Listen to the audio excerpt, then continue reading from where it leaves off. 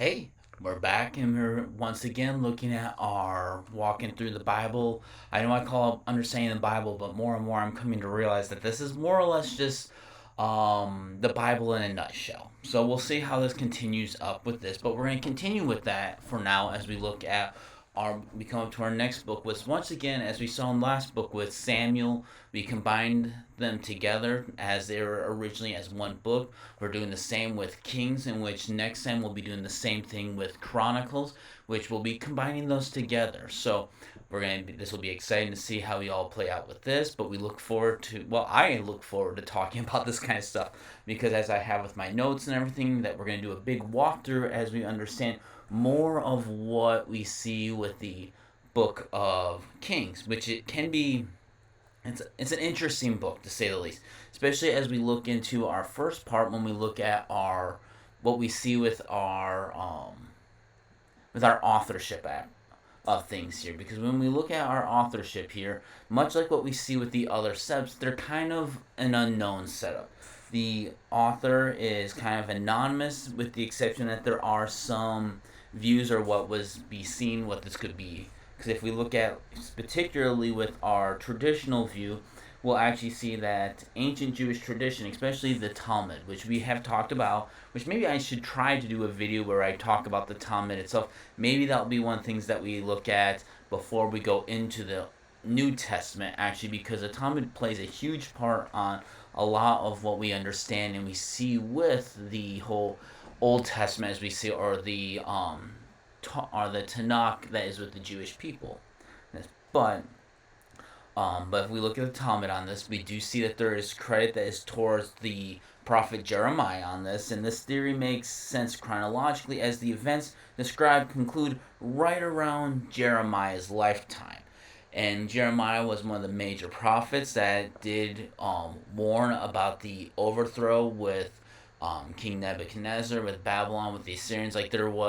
He was part of the whole prophet. So it's like, you guys need to sit there and do a better job here because things are not looking good and it's going to be conquered then. But then if we look at the more modern scholarly view of this part, biblical scholars largely view the work as anonymous. Um, it might have played out a larger part with what we call as the Deuteronomist, which we talked about last time, which was was a collection of editors and writers in a group that during the Babylonian exile, which would have been 560 to 550 BCE, that we would have seen them bring this stuff all together, which would then bring it in that way. And so a little bit of a background in this and where we're getting some of the references that we're seeing that just like the books of 1st and 2nd Samuel, 1st and 2nd Kings were originally one book. I took some time last week, or last time, our last video, to talk a little bit about that as well. The book of Kings is the continued narrative started in Samuel. The Septuagint, which is the Greek translation of the Old Testament, separated them into two parts on this part. We derived our English title, Kings, from Jerome's Vulgate, which is the Latin translation of the Bible. There was a desire at one point for the entire Bible to be in a single language setup, and so Saint Jerome, who was one of the early saints that was tasked to do this by Pope, went ahead and did that, and that is what we know as the Vulgate. Um, I do laugh a little bit as that because Saint Jerome was not necessarily, as we would say, like as a Mother Teresa. Um, he had a tendency to be vulgar, but that's besides the point because, as we know, we're not perfect into all of this. Um, no one really knows what the author is, though some commentators have suggested, as I said before, Jeremiah, but there's also been toss ups of possibly Ezekiel or another prophet, Ezra. And so there are just some speculations on this because the entire work encompasses a time period of more than 400 years. And so if this is a book that is covering a span of 400 years, it would make sense for the author to have been during the time of the Babylonian exile, or at least be during that time of when the kings, when the monarchy, I shouldn't say kings, but the monarchy of Israel was no longer in case there. And so we see a lot of this that plays out in all of this together then. And so what we're going to then look at next is, since we take a look at that, is of course what does the genre of all this looks like? So, because the Book of Kings generally are categorized in three main moral and relational genres. As you can see here, I have sorry, but good kings, bad kings, and foreign kings. And so that's the major part of what we see as the genres through this. And so we're looking at a very historical narrative as we play out of this. And so these books blend official royal annals, folk tales, miracle stories, and prophetic speeches to provide a theological history that spans ancient Israel's history of, as I said before, 400 years. And so we're seeing a big gap area here of a transition through here. And so if we look at that first major category, we're looking at the good kings, or what we see with the reformers. And what we see in this is that these kings did what was right in the sight of the Lord. They followed God's laws, or removed pagan idols, and restored temple worship. And so some of the key examples that we see of this is, of course, David, known for being his heart towards God. I mean, he did start off well, but he didn't exactly end well. But that still is beside the point. In which we also see Hezekiah, who promoted Jerusalem as the center of worship. He rearranged things that the focus would be at Jerusalem, that they would all gather and come to hear. And then a third example is, of course, Josiah, who was a young king who instituted sweeping religious reforms, especially after discovering what they hold as the book of the law was found in the temple itself then. So what then that means next is when we look at these, we then have the bad kings who fell into idolatry. So these kings disobeyed God's commands, they worshipped false idols, and led Israel or Judah, because what we're going to see shortly is that Israel splits into two kingdoms, the north and the south, in which we'll get to that here shortly. But what we see is that these kings lead them into religious decay, spiritual decay. Their reigns often ended in disaster, war, and exile, and we see this especially come up after the time of Solomon then. But what we see as the key examples of these bad kings or these idolatrous steps is Ahab, who introduced Baal worship with his wife Jezebel. Manasseh, who rebuilt altars to false gods and promoted child sacrifice. He followed in particular after Josiah, who really promoted and pushed a lot of that stuff. And then, of course, we see Jeroboam the first set up alternative worship centers to keep his people from traveling to Jerusalem.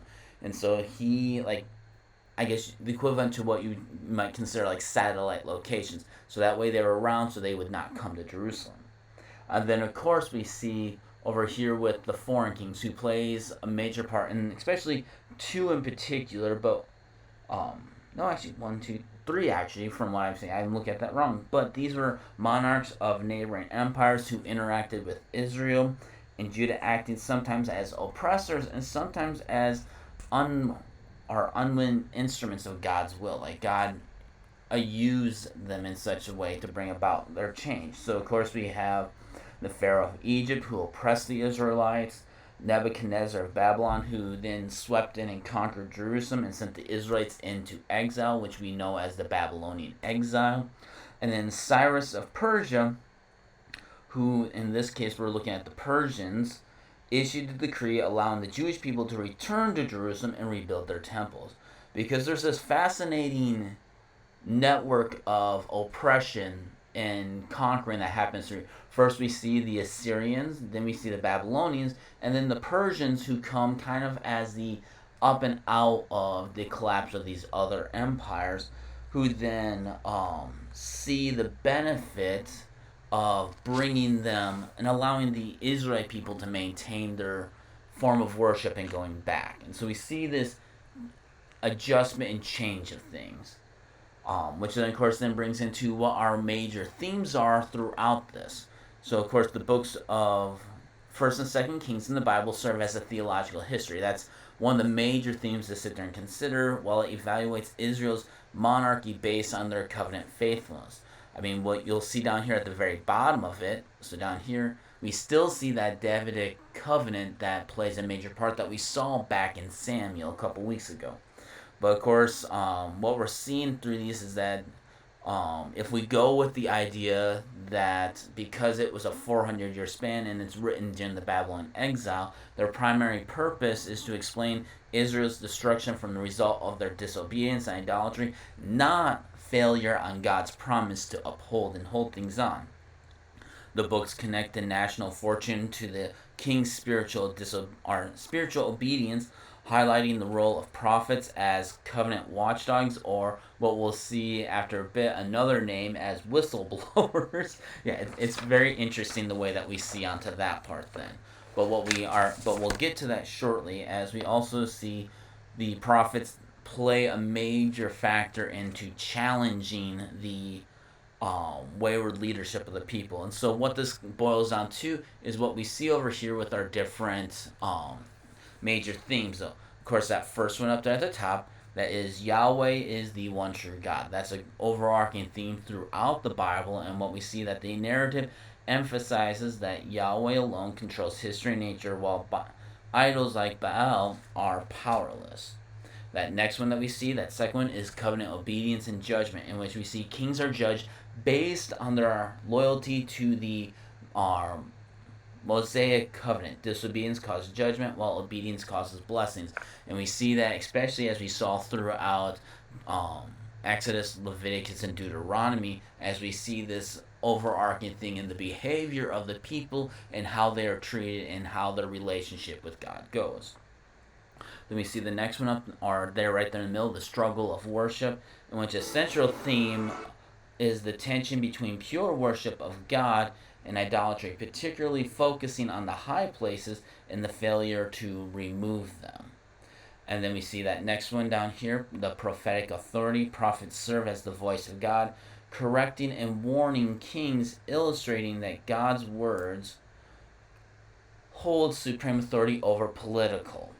And then, of course, we see down here at this bottom part the Davidic covenant, in which the whole thing that we saw with God's covenant with David, we start to see collapsing. Because despite the failures, there's a promise.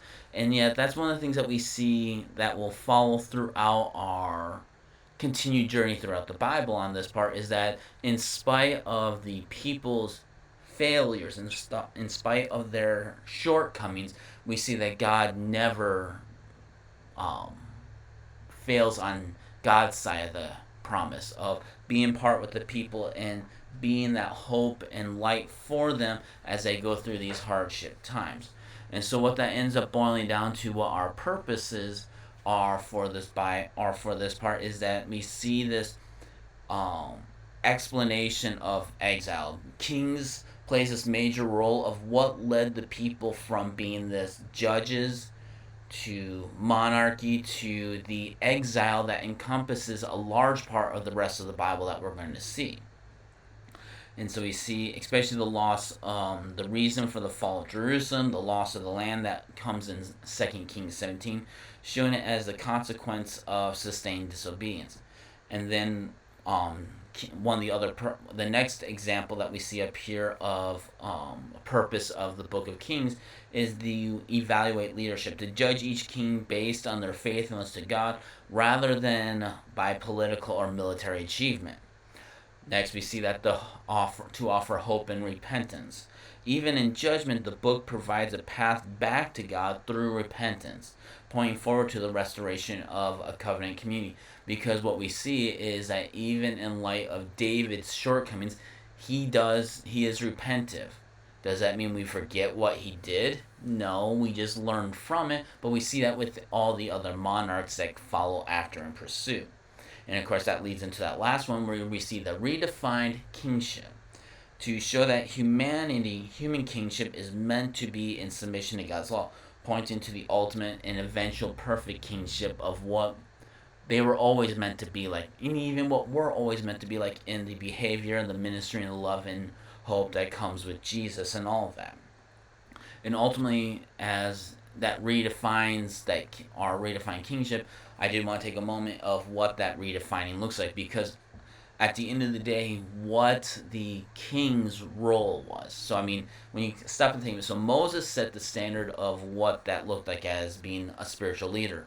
Then that was handed off to, of course, Aaron and his descendants with the Levites with the role of priest in this. But yet we also see in that leadership role of Joshua. Sorry about that.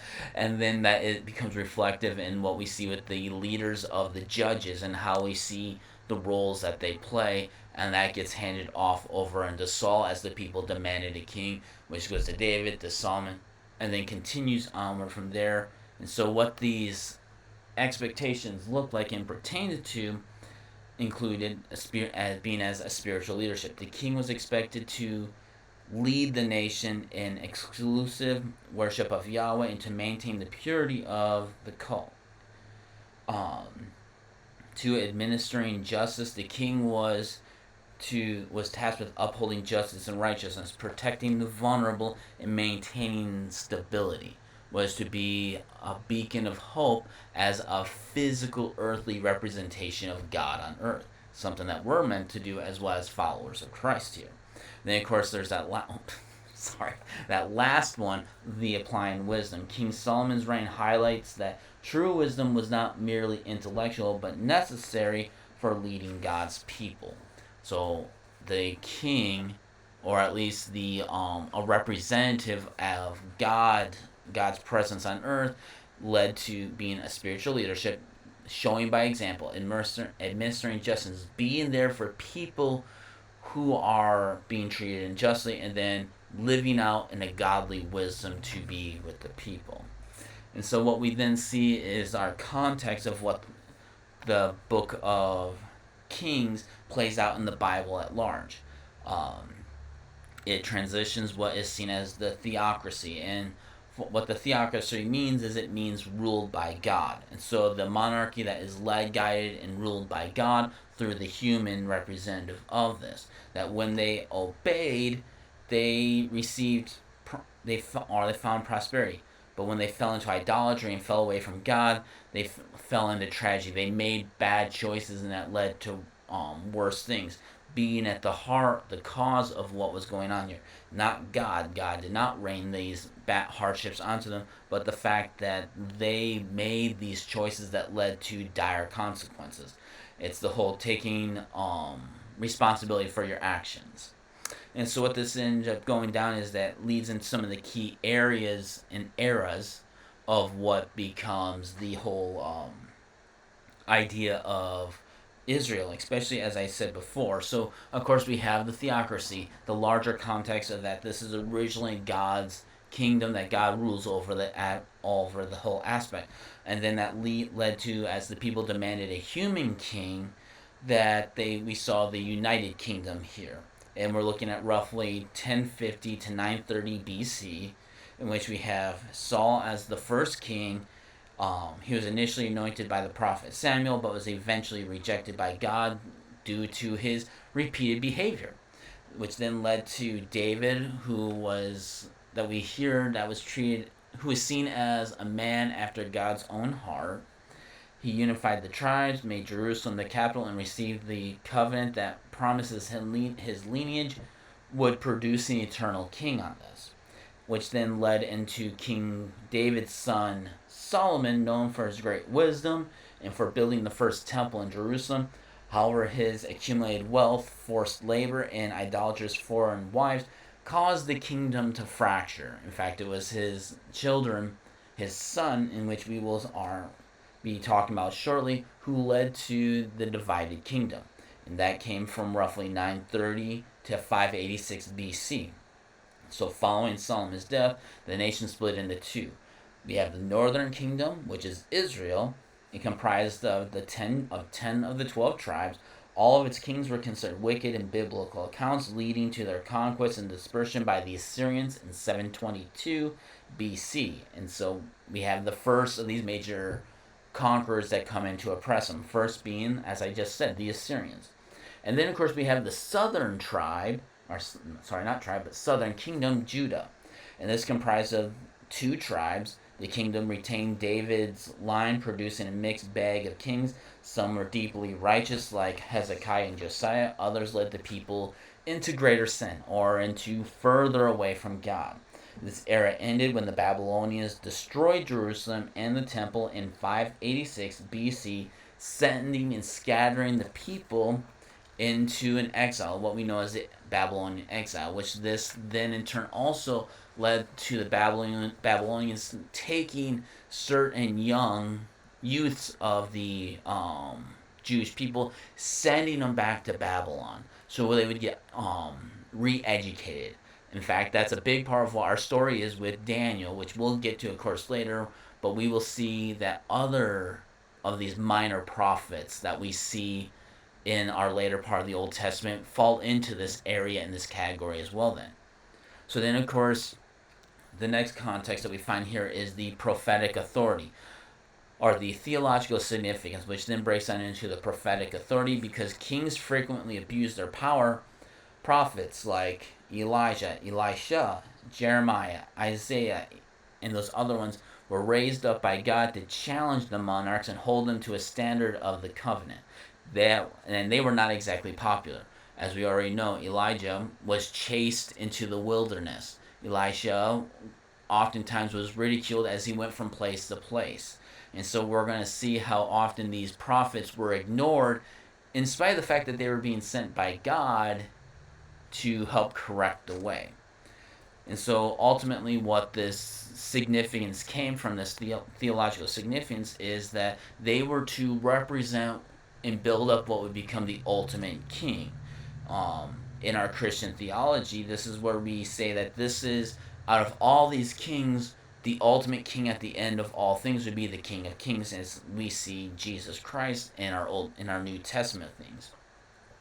And so what this boils down to in our summary of this context and the summary of what's going on so far with the Book of Kings is that there is Israel's prophets labor to turn people from idolatry and injustice, but the people refuse. God allows them to face the consequences of their decisions. And despite Israel's exile, a hopeful remnant suggests that God has not abandoned his promise. And we see that especially with our prophets and what we will see eventually with our upcoming books too. And so what this leads us into is how do we then break down and look at the Book of Kings then? The books of 1st and 2nd Kings constitute a unified narrative. Remember, they were originally one book, but because of the Septuagint, they were broken down into two.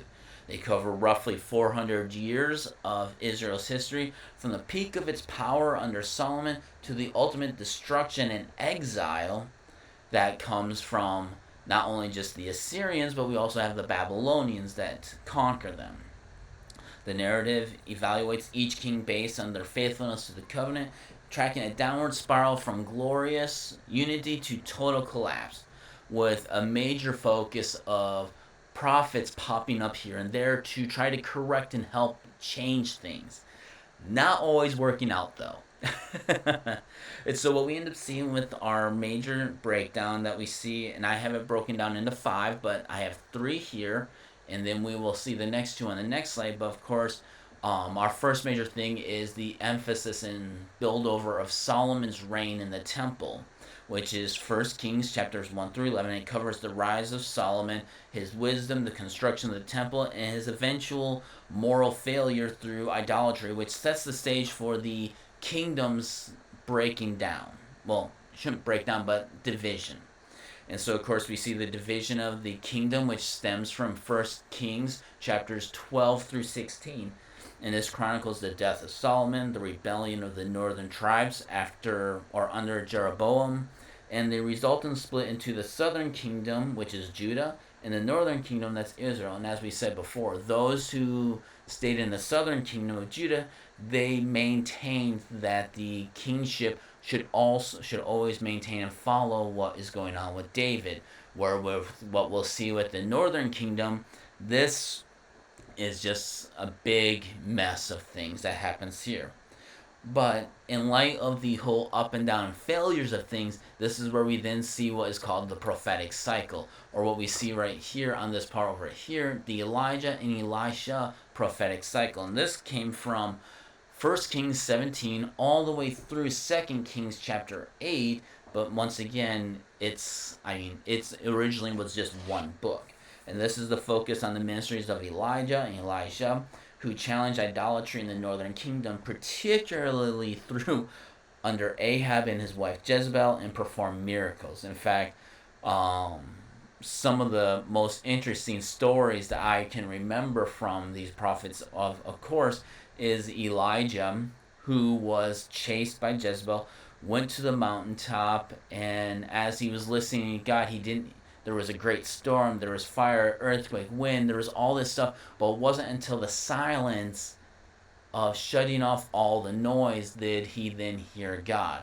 But we also know Elijah is also the one of the only two prophet or beings that we know in the Old Testament who ascended to heaven without dying. He was lifted in a chariot of fire. And Elisha, one of my favorite stories, and this is wildly bizarre, is how he was going from town to town and he was being made fun of by a bunch of children and young adults, and he called bears from the mountains and they mauled and killed them. Yeah. So, lesson here, be careful about who you call bald. Well, I still have hair, but still. Careful about who you call bald. Which then, of course, leads into our next major section that we see continued is the decline and exile of the northern kingdom. And that goes from 2 Kings 9 through 17, and this details the downfall of the north. It all builds up to 722 BC, where the Assyrians, Assyria, who is up to the northeast, who crosses over and conquers Samaria, falling down and justifies the exile due to persistent idolatry. They swoop down through and they conquer that northern kingdom set.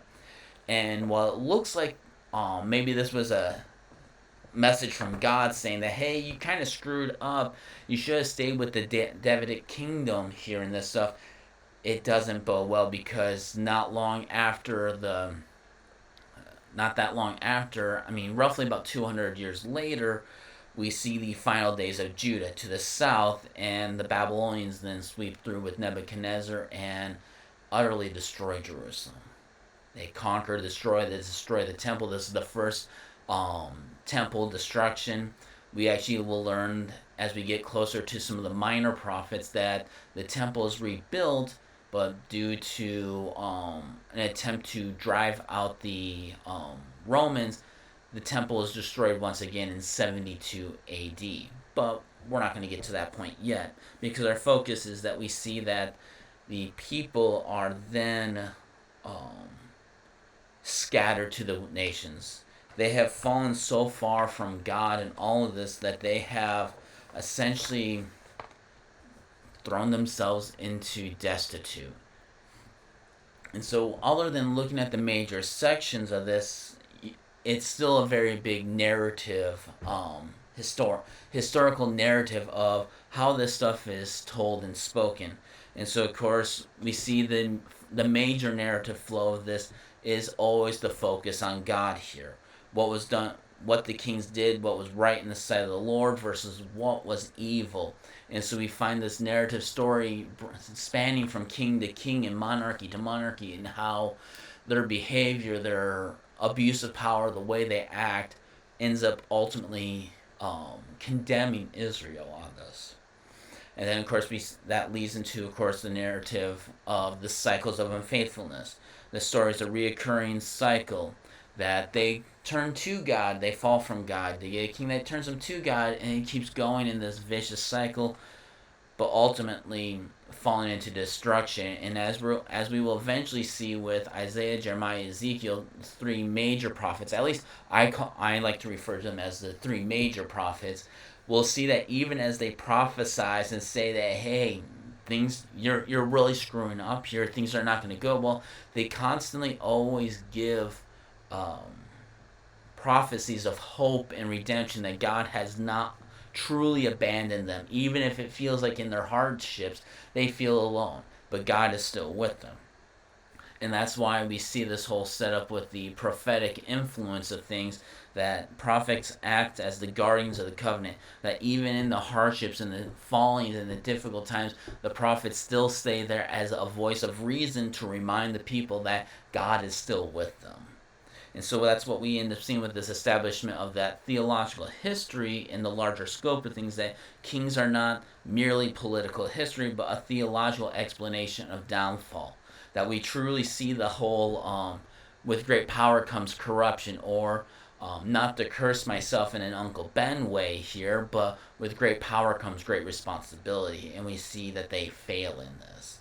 And so the books conclude with a small glimmer that even in the darkest of times, that there is still hope with God, who has not abandoned them. That even in all that they have done, they will still find that hope there, which then leads us into how we look at that thematic approach, because we took that time earlier and talked about some of the major themes that's going on here, but that's what we then see in this approach to this narrative of what's going on here. And so one of the major themes, of course, we looked at that theocracy, that theocratic approach to things, in which we see the difference between the divine kingship of how God has ran things versus how the human aspect of things, that they have looked at the nations around them and said, hey, we want to be like them, which then denies the kingship that we see in that role of God, in which God's like, you know what? If this is what you want to do, go ahead and do it. I'll be here. Not to quote Lin-Manuel Miranda's Hamilton with King George, you'll be back. Soon you'll see. I can't help it. I had to go there. Because then it highlights that whole Davidic covenant, which honestly, I mean, they'll be back, because as often as they go to God, they fall away God. It's a cycle, but as consistent as we see human frailty and failure, God's side of things never falls into that, which is why we see this promise of this eternal lineage through David, that even in the worst of things, there's always going to be what's called a messianic hope here. That the messianic hope, the prophecy, will come from the line of David, from the root of Jesse's tree, which was, of course, the line of David. And so what we end up seeing, this is that criteria of judgment, though, is in the Book of Kings, every ruler is evaluated not by political or economic success, but by theological criteria, which is something that we see as a larger scope of what plays out the condition of the person's heart. The heart of David. King David is held as the standard of a ruler with a heart devoted to God. The test of idolatry. Kings are judged on whether they eradicate the worship of false gods like Baal and Asherah, and maintain exclusive pure worship to Yahweh. And then, of course, we see, did they maintain a centralization of worship, in which kings are judged on whether they destroy the high places, the pagan altars, and consolidate worship in Jerusalem's temple. So where in the condition and the setup of all this do we see what plays out for the people's understanding of worship with God? And so, of course, this then leads into the pattern of obedience and consequences. I mean, it's a very common theme that we see throughout the whole Bible, and which is something that's important for us to understand, is that we are prone to failure, we are prone to make mistakes, but how we come back from it, how we work with it, how we go from there, that's dependent upon us and how we go about things. And so then we see that check of power, which is very important, that I'm going to get to eventually, in how it works for us in our lives today. Because we cannot do this all on our own. The kings could not handle and do this by themselves. They needed people who could help hold them accountable. And so we had the prophetic check of power. Elijah, Nathan. Nathan was a big one. I mean, he had no fear of King David, knowing that King David could have him, but he still held him to it, because he maintained that position that Um, God is so loving that sometimes you have to hear the hard things. And so they're sent to ensure that the kings do not abuse and fall short of their power and their authority. Remember the king, or the Uncle Ben thing, which then of course what that leads to an ultimate. And this is more so. Remember, I'm still I'm doing this from a Christian perspective, in which we see the ultimate fulfillment of what would come of the Messiah for the Jewish people. It's that long-awaited Messiah who would come and save the people and lift them up. For us as Christians, we see this ultimately as Jesus Christ, as our Lord and Savior and Messiah, who would come and demonstrate what it means to truly be a king. Not to rule, but to serve, to walk with the people, to be with the people, to put his life on the line for the people, and to show by example that justice, grace, and hope and salvation is ultimately what God has wanted this entire time. And so with that in mind, we're going to kind of shift gears now as we looked at who some of the key characters are that plays out through this. And we're not going to get through all of them, because honestly, there are over 40 monarchs in this. We do not have the time for all of that. But so we're going to focus on some of the major primary ones. So of course, when we had the United Monarchy, we had Saul, who was the first king, initially humble but ended in tragedy and rejection.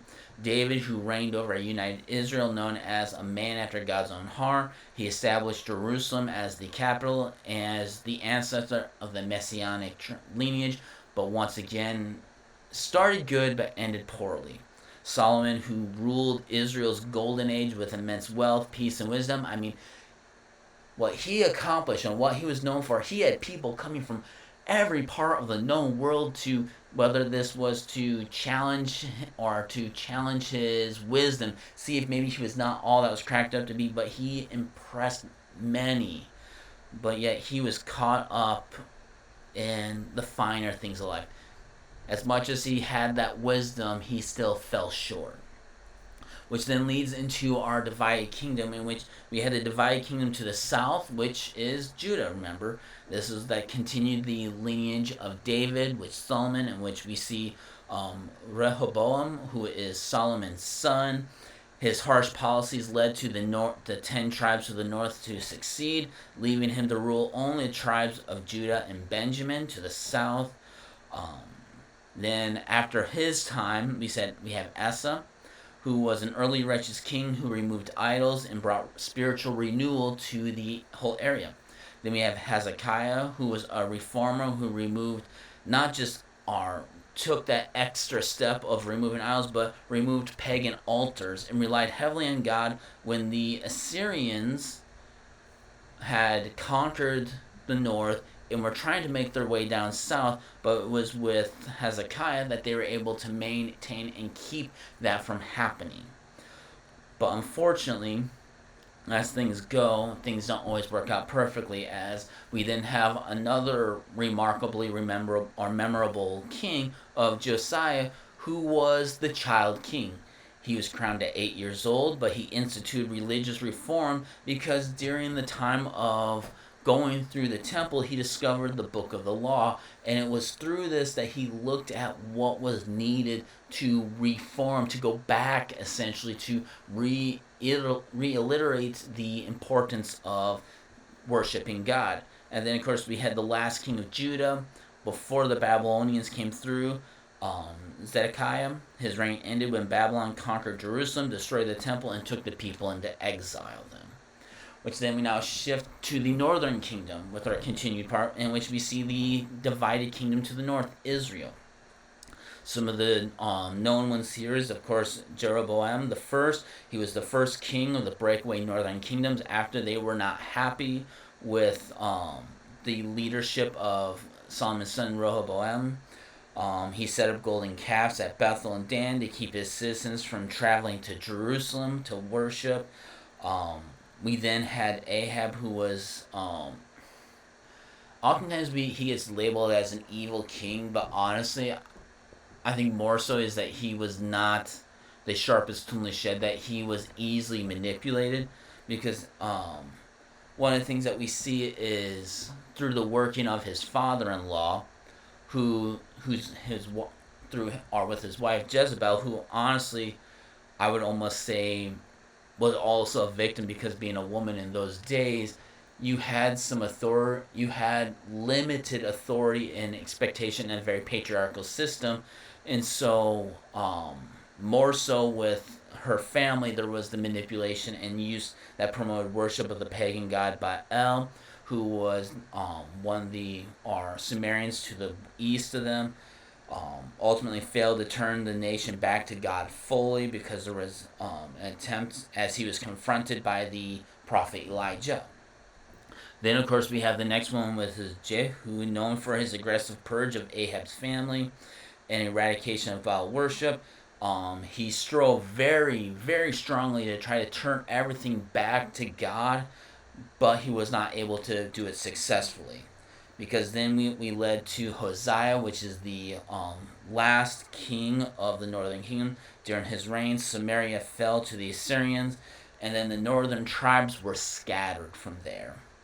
In which we then, of course, have some other notable rulers. Abimelech, a judge's son, first declared himself king in the land of Israel, so to the north on this one. Then we had Cyrus, the great king of Persia. Though not an Israelite, he is recognized as an anointed figure in the Old Testament for issuing a decree that allowed the Jewish exiles to return to Jerusalem and to rebuild their temple. So I mean, he's given a sense of honor because he tried to go back to allowing that stuff to go.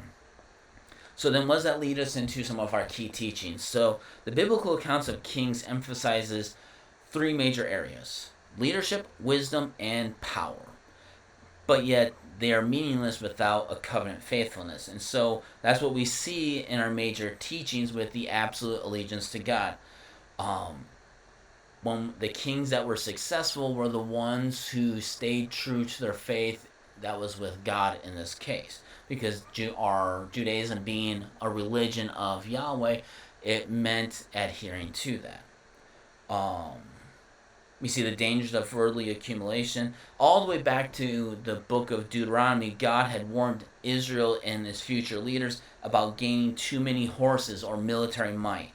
Warned about foreign entanglement, which we see that case with Solomon and the use of concubines and multiple wives in this case, and what we also see with greed and accumulating massive amount of gold, because while Solomon led to a great prosperity of things, it also led to the great collapse of many things. And so that was, of course, highlights his downfall, but yet we see this throughout many of the other kings that would follow after him as too. We see a humility and reliance on our wisdom, in which the king's greatest assets were not their intellect or their foreign powers or their authority with things, but the simple wisdom to discern right from wrong, and maintaining a humility to be willing to help, to look to God for help with things. Solomon might have been his best known for his request for wisdom to do the right thing, but of course ultimately that became inward and it became his downfall. And that, of course, leads into the importance of accountability and repentance. The Book of Kings is one of the most powerful books when it comes to looking at how our decisions lead to greater problems, and how we are, part of our faith in being with God means to look to the accountability and being able to repent and learn from what happens. I mean, look at David. He's confronted by Nathan for all that he has done, and so David takes on that role of accountability, repents, and tries to do better than. And all it took was for someone to hold him accountable for it. And so that then leads into the need for, I have it labeled the need for the ultimate king, but what this means is to take the need for a role model that can exemplify the greatest importance of what it means to follow God. And of course we see that with Jesus, as we do in our Christian faith. And so what that takes us to is what our takeaway text. Our takeaway text, and I think this is what emphasizes this the most, comes from 1 Kings chapter 2, verse 3, and it says, and observe what the Lord your God requires. Walk in obedience to him and keep his decrees and commands, his laws and regulations as written in the law of Moses. Do this so that you may prosper in all that you do and wherever you go. I mean, that looks to the Ten Commandments, but ultimately what Jesus said, to love God, love neighbor. That's all you have to do. Yes, I'm getting close to wrapping up onto this. So yes, these tend to be long, but that's how we then look at how do we connect all this today. I mean, that's ultimately, I think that's the biggest importance of how do we connect it today. Well, the major connections that we see the book of Kings that plays for us out today is the perils of unchecked power and wealth. All of our kings, I shouldn't say all, but most of our kings started out well, but then fell short with unchecked power and wealth. They became greedy. They wanted that. And so what we see is that modern connection is that oftentimes we see that in the world where you might have leaders or presidents or governors or mayors, any type of leadership role where there's a sense of power that if there is not a sense of check in there, it's easy to fall then. But because of that, we also see what comes from that polarization in societal division. Because remember, after Solomon's death, we see that split. And this was heavily due to Solomon's son with heavy taxation, forced labor, and political infighting. People couldn't agree. They weren't happy. And so we see that very much today where we see the political divide in things. That even if it means that are proven that we are right, we're willing to hurt other people and be divided. And that, of course, leads into what is it that we hold most true to us? Compromise and modern idols. The modern crisis is idolatry. The major crisis during the time of the kings is idolatry, the worship of other things. And it's not just the whole other gods, though, too. We see the root issue that is power, strength, money, security, cultural assimilation. And so what we see is that today we see such a divide in wanting to make money. Because we say money makes the world go round, and we see it more than anything in the world today.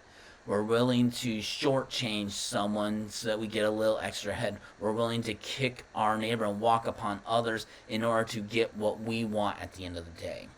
And it's unfortunate that we have developed and we've come to such a point like this, because then we see the rise of whistleblowers. And the reason I see it that way is because essentially that's what the prophets were. Another word we can look at is they were moral watchdogs. When they saw something not right happening, they called it out. They went to God, or God brought them in. They called them out in front of them, not caring what would happen with them, which is why I say whistleblowers, because oftentimes we see whistleblowers are the people who witness, who witness a corruption or a misdeed, and they bring it to light. They bring it out of the shadows. They bring it out of the closet. They bring it out into the light so everyone sees how bad things are. That's prophets. That's what they're doing. They're caring for those who are being taken advantage of, and they're bringing attention to it. In fact, what I'm going to be preaching on this coming Sunday is I'm very much looking at that with Pentecost and the fact that during the time of Moses, 2 others were prophesizing, preaching, and this was brought to Moses' attention. They're saying, stop them. This is your job. And Moses if only others would do the same. Not what they were expecting. Let's see, we're called to love our neighbor, love God, to care and look for others. Those three roles, which of course, as I'm trying to remember, what was my...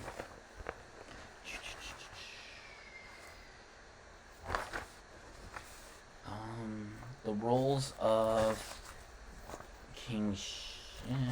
Okay. Spiritual leadership, administering justice, applying wisdom. That's what the prophets are trying to hold the kings accountable to, and that's what we need to be holding each other accountable to. which is why we need that need for enduring leadership. People who will take on the task to set the example. Leadership doesn't just mean one person in charge of a whole group. Leadership also means setting the example for others to do too. I mean, when the kings fell short, the people followed.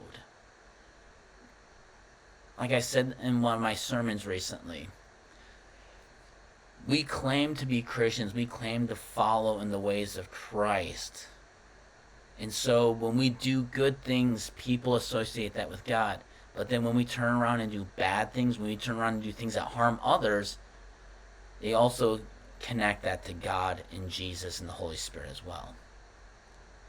So is it a surprise that people have a lack, or they're questioning, or they are leery of wanting to join in with what we know, a loving God, when they see us, in one hand, helping someone up, and with the other hand, pushing them down? Kings teaches us what that ultimate lesson is in all of that. And so the ultimate lesson that we see is that true success, stability, and purpose stems from a way of being a prophet of God in showing spiritual maturity, showing leadership, showing that we cannot be corrupted in this case, but doing the best that we can. And so I want us to think about that, because next time that we're going to do is that we're going to be diving into, I personally feel, one of the more difficult books, and that's Chronicles, because Chronicles itself is once again split into two, but it chronicles the larger scope of what happens with those kings. It goes into a greater depth of what's going on with things. And so next time it's probably going to be a little bit more boring. I'll do my best to make it more entertaining, more exciting. But I mean, unless you're someone like me who just loves picking up a history book and reading through it, it might feel a little boring. Not to say that's a bad thing, though. Not to say, because I love history, but one of the important things that I've been talking with one of our groups, especially our Bible, or not Bible 101, but our book club group, is that when we look at the Bible, we can't do one without the other, meaning that we can't skip the things that make us uncomfortable and only read the things that make us happy. You have to read both to understand. And history has both good and bad, hurt and joy, pain and suffering, healing and life. We have to take it all. So hopefully you'll bear with me next time as we look at the Book of Chronicles. I'm excited to see where we go from here, and I'm hoping you have yourself a good rest of the day, and I will talk to you later then. Bye-bye.